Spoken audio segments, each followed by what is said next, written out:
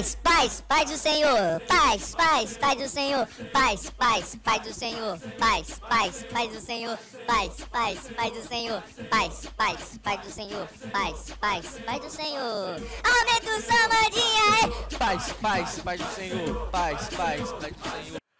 A paz do Senhor, adolescentes. Bom dia. Como vocês estão?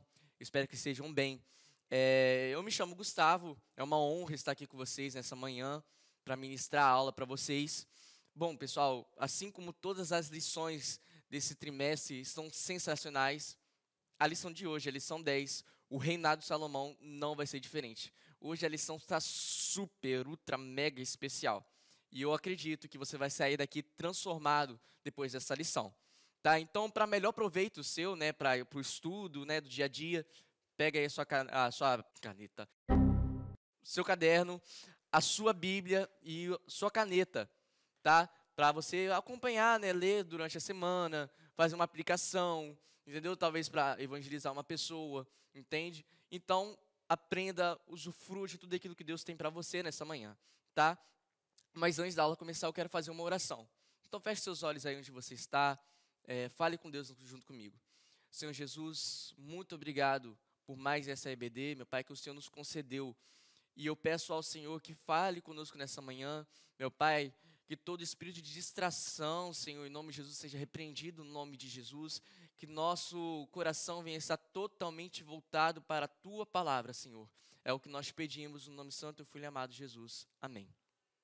Gente, mas antes de começar a aula mesmo, de fato, eu quero fazer uma perguntinha a vocês aí, tá? A pergunta tá muito fácil, tá? Se vocês estudarem a lição mesmo, está muito fácil, né? E eu quero ver se vocês, né, estão estudando a lição, tá acompanhando durante a semana, leram todas as bases bíblicas, que tem a segunda até sexta, se não me engano, né? E eu quero ver se vocês estão acompanhando. Então, vamos lá para as perguntas. Olá, Pai do Senhor, se apresente para nós. Paz do Senhor, meu nome é Sofia. Meu nome é Baruque. Meu nome é Clara. Meu nome é Duda. Meu nome é Pedrinho. Meu nome é Rebeca. Sofia, como eu falei aqui na lição, nós vamos estar fazendo uma pergunta para você e para outros alunos, Sim. tá? Então, a pergunta é a seguinte: que personagem bíblico escreveu o seguinte versículo? O fim de uma coisa vale mais que o seu começo. Tem dica? Não. Nenhuma dica? Fim de uma coisa mais que eu começo. Calma. Personagem bíblico. Sim. Fim de uma coisa. Ele falou isso? Ou ela? Que personagem bíblico? Mas é uma fala? Ou a interpretação da fala? Essa pessoa fez uma citação do versículo ali. Sem ideias. Chuta. Eu tô com medo de chutar e chutar muito longe da resposta e me arrepender seriamente depois. Vamos falar. Você quer humilhar, né? Agora, quem falou isso? Sei lá. Jesus Cristo?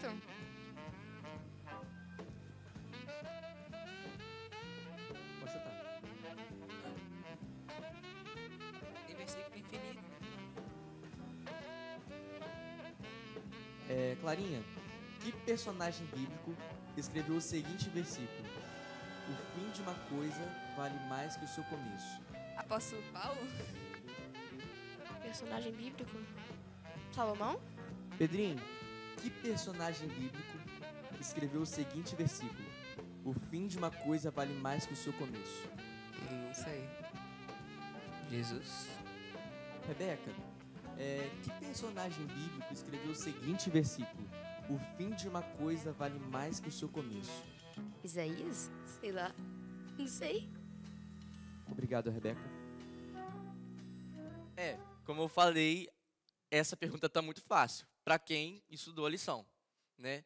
Então, para quem não estudou, sinto muito. Então, vamos preste atenção na aula aí, tá? Para você saber a resposta de fato, fica até o final, preste atenção, anote tudo, tá? E assim, a lição está sensacional, cara. Não tem nem o que dizer. E o primeiro passo, assim, para a gente descobrir a resposta dessa pergunta é lendo nosso texto áureo. Então, Roda aí, Amandinha, que um aluno vai estar lendo a leitura devocional de agora, tá? Roda aí. A paz do Senhor, meu nome é Ana Sofia e agora eu vou ler o texto áudio. E escutarei com atenção as orações que foram feitas neste templo, pois é o templo que escolhi e separei para ser o lugar onde deverei ser adorado para sempre. Eu tomarei conta dele e sempre o protegerei. Segundo Crônicas 7, 15 e 16. Pessoas, estamos caminhando para o início da nossa aula e eu fico por aqui. Então, vou estar chamando o professor da aula de hoje, ou os professores, né? Então, vamos contar até 3, tá? E no 3, a gente vai bater palma e eles vão aparecer. Show de bola? Vamos lá, então. 1, 2, 3. A paz do Senhor, adolescentes! Eu sou o Gustavo e hoje eu vou dar aula para vocês. Tô brincando, eu sou o pai do Gustavo. Porém, uma diferença, né? Um pouquinho menos de cabelo, mas o aparelho continua. E agora, antes de começar, eu quero chamar a minha convidada. Opa! A paz do Senhor, adolescentes! Eu sou a Caterine, esposa do Adriano, mãe do Gustavo. E nós fomos convidados para trazer a aula para vocês hoje com o tema O Reinado de Salomão. Então, nós vamos para a aula, que é o Reinado de Salomão. Na aula passada, vocês aprenderam sobre o reinado de Davi, né? Salomão, ele era o quarto filho do rei Davi. E ele era o segundo filho de Batseba. Então, ele não era o filho primogênito. Automaticamente, não seria quem poderia reinar o trono, Isso, né? correto. Com a lei daquele tempo. Mas o rei Davi, ele prometeu para Batseba que Salomão herdaria o trono.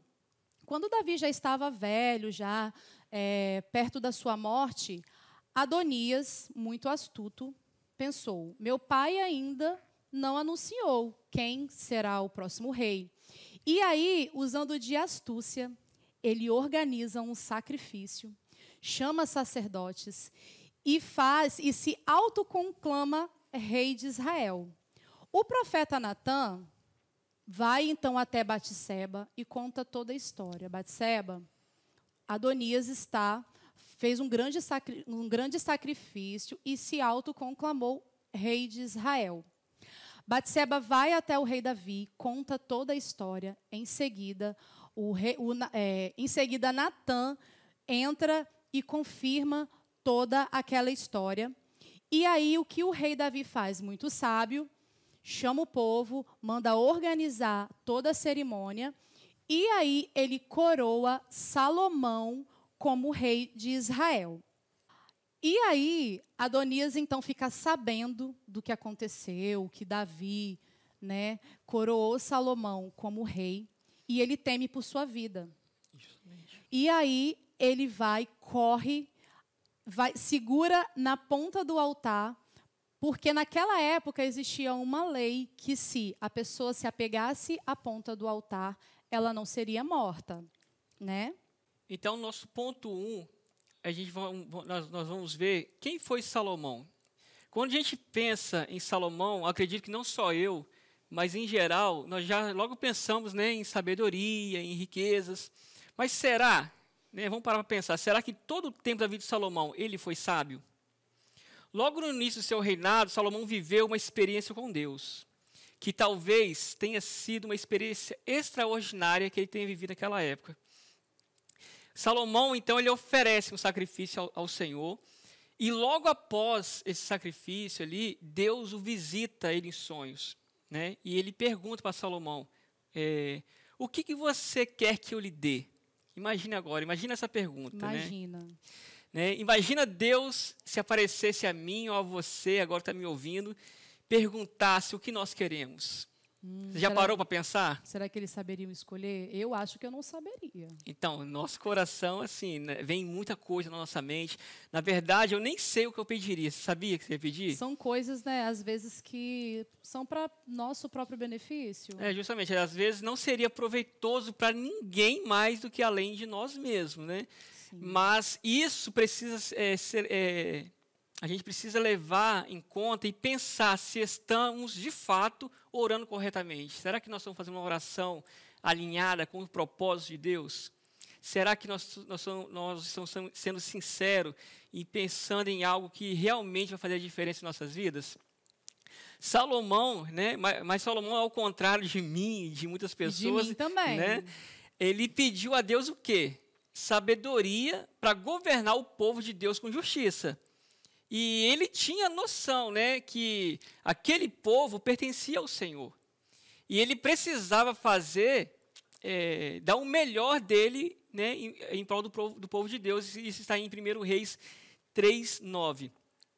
E Deus, na sua palavra, a palavra do Senhor fala que Deus se alegrou tanto com o pedido de Salomão que prometeu a dar ao rei não só a sabedoria que ele pediu, mas também, né, ele deu riquezas, honras, como a ninguém o Senhor tinha dado antes. A gente confirma isso em 1 Reis 3, do 11 ao 14. E agora é interessante que acontece, então, 2 fatos, né, muito marcantes no início do reinado de Salomão. Um fato é que Adonias volta a aprontar. De novo. Né? Com a astúcia de querer usurpar o reino de qualquer jeito, ele vai até Batseba e pede que ela peça a Salomão que lhe dê Abisaque, a sunamita, como esposa para ele. Justamente. A princípio, né, é um pedido inofensivo, tranquilo. ele queria casar. Mas Abisaque, ela foi aquela jovem que foi chamada quando Davi estava no seu leito de morte para poder aquecer o rei. Então, ela automaticamente era mulher de Davi. Né? Então, eu acredito que ele pensou, bom, se eu me caso com uma mulher do rei, eu sou herdeiro do trono. Provavelmente ele pensou assim, né? Mas Salomão já havia advertido a ele que não aprontasse de novo, porque aquela tinha sido a última chance dele. E aí, Salomão manda executar Adonias por esse ato, né? Ele diz a Batseba, eu temo pela sua vida e pela minha. E aí ele manda executar Adonias. Mas também teve um outro fato muito marcante, né, que envolve a sabedoria de Salomão, das escolhas, né, que ele precisava fazer para o reino. Então, esse segundo fato é quando, né, aquelas 2 mulheres, elas disputavam, né, pela vida de uma criança, sendo que uma havia matado o seu próprio filho, né, deitando em cima dele enquanto dormia. Aí o Salomão, não tendo como provar de fato quem realmente era a mãe do filho vivo, Salomão então propõe o quê? Vamos dividir a criança. Ele pede uma espada, quem lembra aí? Ele pega a espada e simula, né, que ia cortar e dar um pedaço. Ele ia matar a criança. Ia matar a criança, Ele né? ia matar a criança. Né? Então, e quando a mãe verdadeira, ela ouve isso, o que ela faz? Ela se comove e diz, dá o filho, né, para outra, né, para que ela preferia o quê? A verdadeira mãe. Era mais importante para ela ter o filho vivo do que ter o filho com ela. Né? Então, Salomão, na mesma hora, ele conclui que essa mulher, ela era a verdadeira mãe porque ela se compadece mais do que a outra. Né? Isso né, foi muito interessante como Deus deu essa sabedoria, essa percepção a Salomão. Né? E isso nos traz uma grande lição. Né? Quando pedimos algo ao Senhor Deus, geralmente sabedoria. Geralmente sabedoria, falando sobre esse tópico de sabedoria que Deus deu a Salomão, que ele foi o primeiro pedido que Salomão fez, ele provavelmente nos enviará situações para resolvermos, né, para botar nossa fé em prática.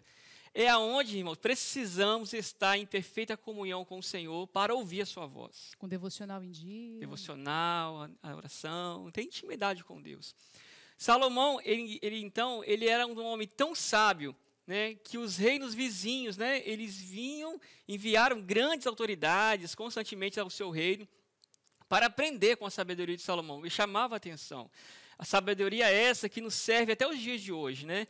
Elas estão escritas nos livros que o próprio Deus inspirou a Salomão a escrever, como Provérbios, Eclesiastes, Cantares e alguns salmos que a gente pode acompanhar na Bíblia. E também Salomão ele compôs, né, 3.000 provérbios, né, e mais de 1.000 cânticos. Que coisa linda, né? Mas aí Davi, antes de morrer, ele deixa, né, aqui já é questão do tópico 2, Davi, antes de morrer, ele deixa algumas instruções, né, sobre o reinado. Ele entrega para Salomão um reino totalmente organizado, politicamente, né? Tinha a questão da paz, que já não havia guerra naquele tempo, a questão econômica. E aí ele diz assim, lá em 1 Reis 2:3, tem alguns dessas instruções. Ó. Não se desvie dos caminhos de Deus.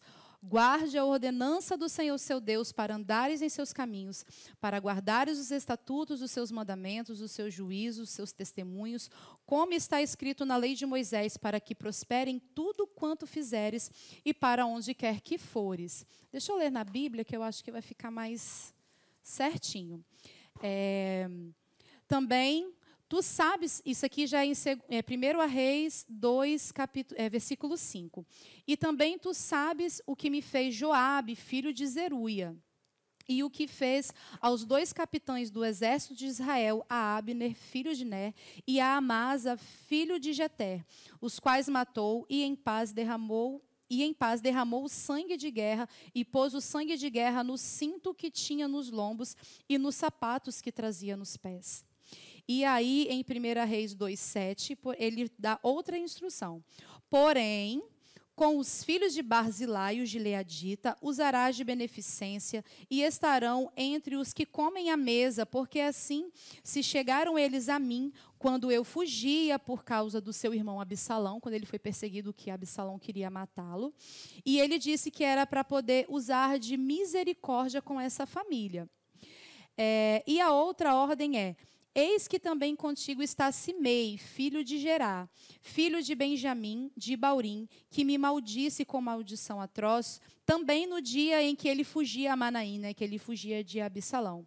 Porém, ele saiu a encontrar-se comigo junto ao Jordão, e eu pelo Senhor lhe jurei, dizendo que não mataria a espada.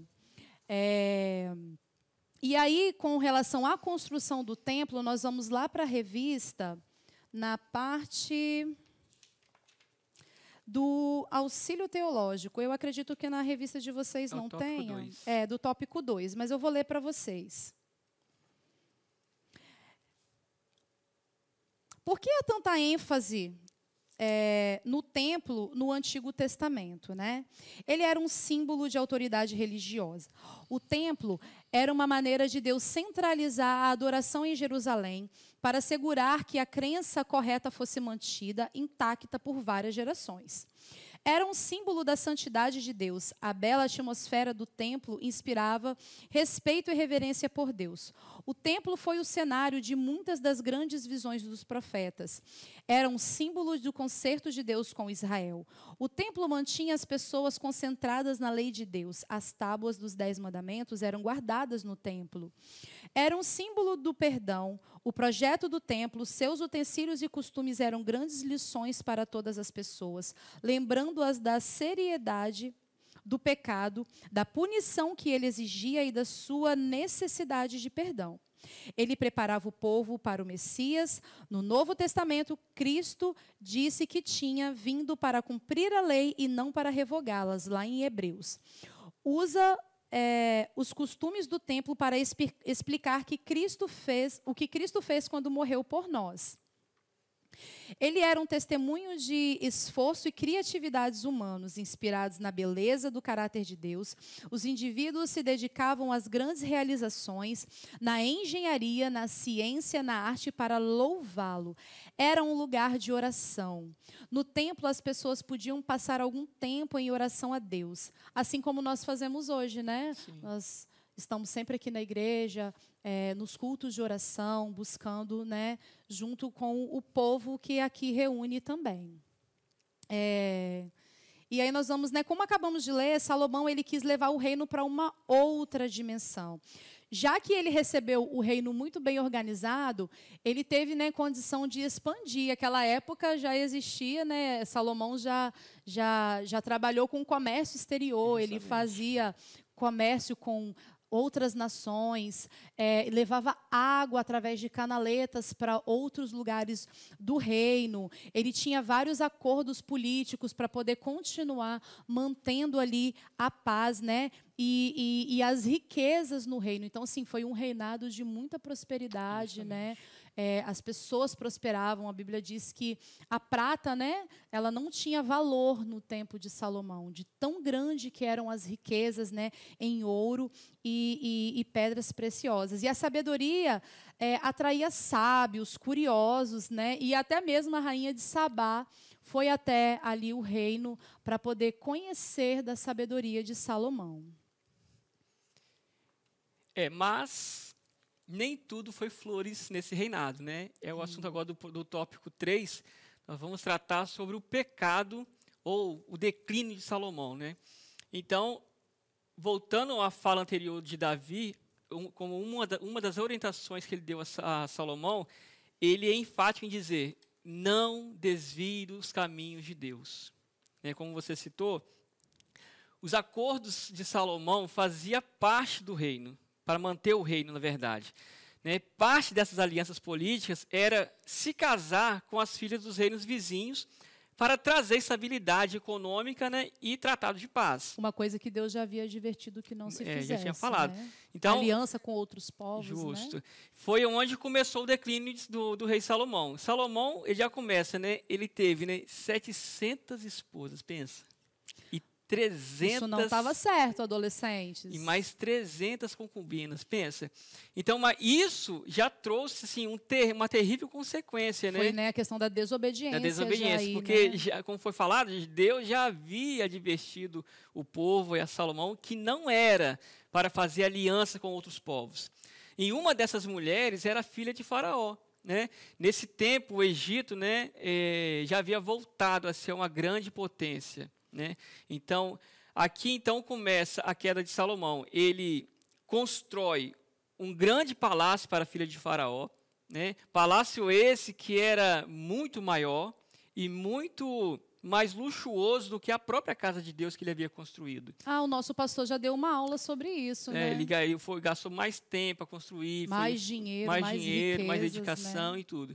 Então, e as rainhas, né, naquele tempo, eram figuras públicas, né, e também detinham grandes poderes e influência.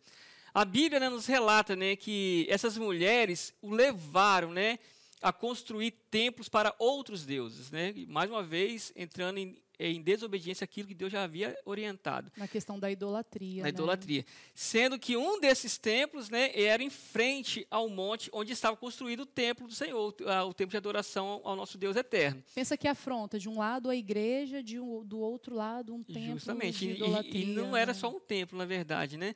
Tinha a deusa Astarote, né, que ali era considerada, ela simbolizava ali, né, o poder reprodutor, né, amante do deus Baal.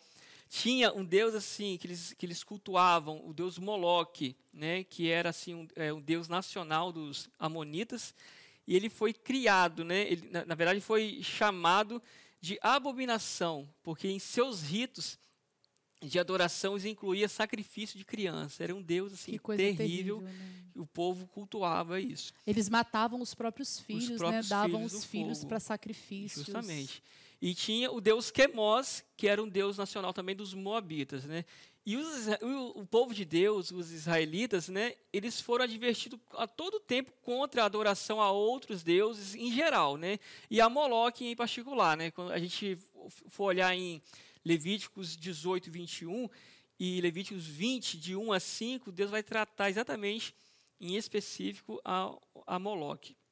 Então, apesar de Salomão não ter construído o templo com suas próprias mãos, né, ele permitiu, né, que se afrontasse ao nosso Deus, ao Deus de Israel, fazendo o que não era permitido fazer para não cair no pecado da idolatria. Né? Mas foi assim, extremamente ao contrário, foi exatamente o que aconteceu com ele.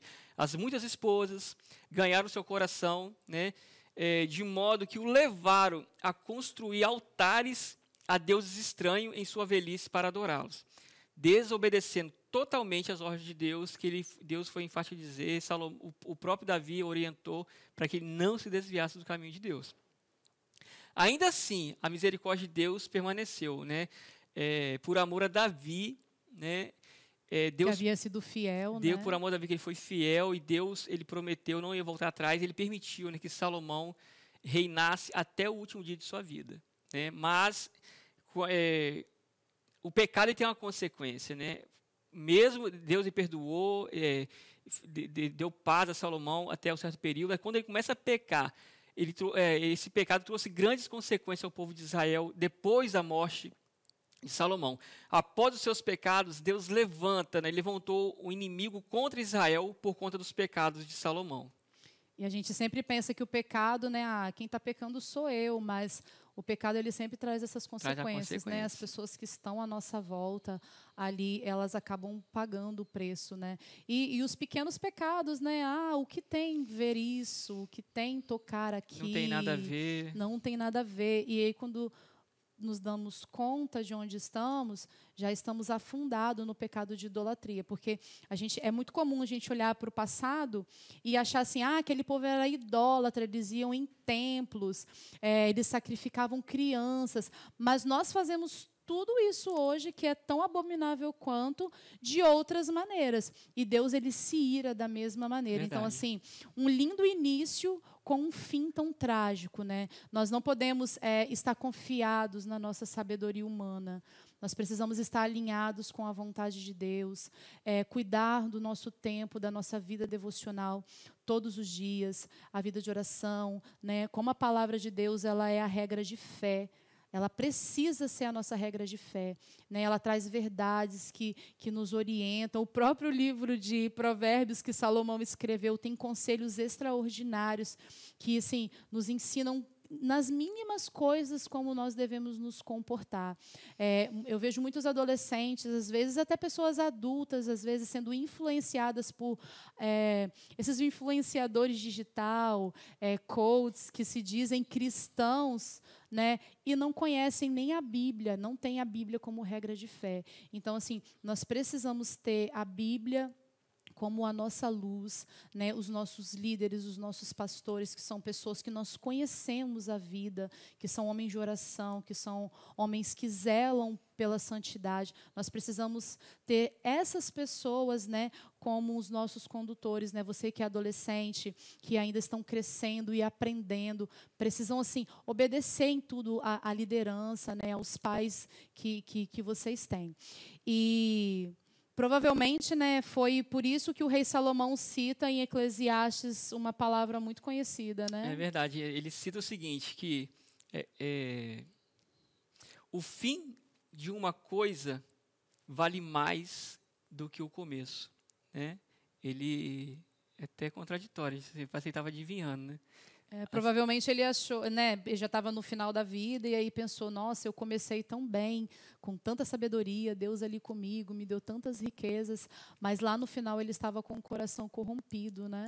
A gente precisa nos manter fiéis a Deus até o fim das nossas vidas, para não colocarmos, né, a nossa eternidade em jogo, pois Deus não divide, irmãos, não divide a sua glória com ninguém. Que aula maravilhosa, espero que vocês tenham gostado. Foi um prazer estar aqui gravando para eles hoje, né? É verdade. É a primeira vez, a gente está um pouco nervoso, mas prometemos que da próxima vez vamos melhorar. E agora nós vamos para uma outra parte que não é menos importante, né, do que a aula. Então nós vamos chamar o Gustavo novamente para poder fazer essa parte. Vamos bater palma no 3? 1, 2, 3. Gente, que aula sensacional. Comenta aí embaixo o que você achou dessa lição, que, assim, a gente consegue ver com uma visão mais ampla, né, depois dessa aula, né? Eu tenho certeza que você vai sair aqui aprendendo mais, né? Eu sei que você já conhece esse tema, mas sempre que nós aprendemos mais da palavra de Deus, ela vai se renovando, né, a cada manhã, né, que nem hoje, ela está se renovando. E você vai sair daqui com uma visão mais ampla sobre o tema, tá? E eu quero agradecer a presença de cada um de vocês que estiveram até aqui conosco, tá? Pela presença dos nossos visitantes, gente, a presença dos nossos visitantes. Você que é visitante, manifesta aí no chat se você não manifestou ainda, nós queremos conhecer você. Foi muito legal ter você conosco aqui no nosso meio. Nós amamos cada um de vocês e queremos que você participe conosco nas próximas aulas aqui da EBD, tá? Participe mais vezes, é isso. Pessoal, curte, comenta, compartilha, para que outras pessoas sejam alcançadas por meio do Evangelho de Jesus, tá? Quando a gente compartilha os vídeos, né, compartilha no WhatsApp, curte, o YouTube entende que esse vídeo está em alta, tá influenciando muitas pessoas, ele vai indicando para as outras pessoas assistirem também. E você pode ganhar muitas almas para isso apenas compartilhando um vídeo, clicando em compartilhar, WhatsApp, status ou nos contatos lá, entende? Muitas pessoas podem se converter a Cristo em 1 minuto, tá?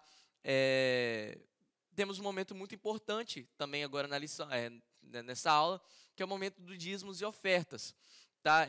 Você que não é acostumado, né, em ter esse hábito de ofertar, de dar dinheiro assim, para a igreja, né, não se sinta constrangido, é um hábito nosso, nós crescemos e temos entendimento disso, né, mas podemos fazer uma avaliação, né, pegar uma avaliação do que foi falado na lição de hoje, né, Salomão. Você tem usado o seu dinheiro da forma correta? Você tem usado o seu dinheiro para proveito próprio ou você tem usado para o avanço do reino de Deus?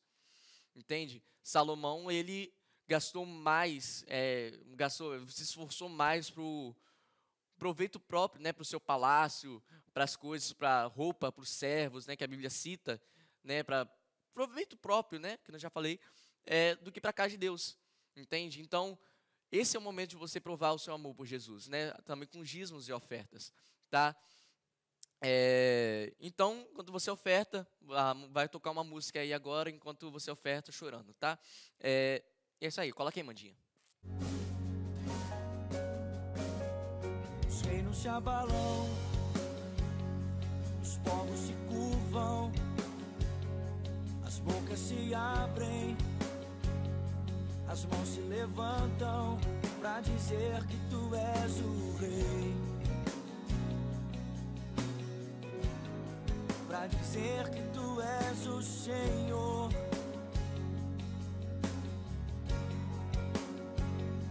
Os reinos se abalam, os povos se curvam, as bocas se abrem, as mãos se levantam pra dizer que tu és o rei.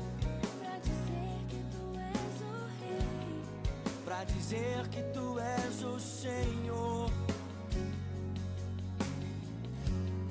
Pra dizer que tu és o rei. Pra dizer que tu és o Senhor. Pra dizer que tu és o rei. Pra dizer que tu és o Senhor. Teu reino é sempre eterno, firmado em misericórdia, justiça e igualdade, bondade e fidelidade. A tua igreja te adora. A tua igreja te adora. Pessoal, a aula se encerra por aqui. Foi uma honra estar com vocês. Muito obrigado pela oportunidade de estar aqui. Beleza? Vamos orar para encerrar a aula, tá? Feche os seus olhos e vamos agradecer a Deus pela oportunidade de aprendermos mais a palavra dele. Senhor Jesus, muito obrigado, Pai, pelo teu cuidado para conosco, pelos ensinamentos que a tua palavra, meu Pai, nos ensina. Meu Pai, eu te agradeço porque muitas pessoas, meu Pai, infelizmente não conseguem ter acesso ao Evangelho, à tua palavra, meu Pai, e nós temos essa oportunidade porque o Senhor nos concedeu. Então nos ensina, meu Pai, a valorizar esses momentos, meu Pai, que embora a maioria das vezes nós não valorizamos, meu Pai, nós respeitamos a tua presença. Meu Pai, eu te peço que o Senhor coloque no nosso coração amor pela tua casa, meu Pai, amor, meu Pai, pelas tuas escrituras, meu Pai, para que nós possamos nos aprofundar cada vez mais na tua palavra. Senhor, em nome de Jesus, nos despeça em paz, meu Pai, em nome de Jesus, durante todo esse dia, meu Pai, que nós possamos, meu Pai, estar com o coração voltado, Senhor, durante todo esse dia, para que no culto, meu Pai, logo mais à noite, nós possamos nos entregar por completo ao Senhor. Essa é a minha oração em nome de Jesus. Amém. Tchau, pessoal. Um beijo no coração e até logo mais à noite, tá? Tchau. Acabou.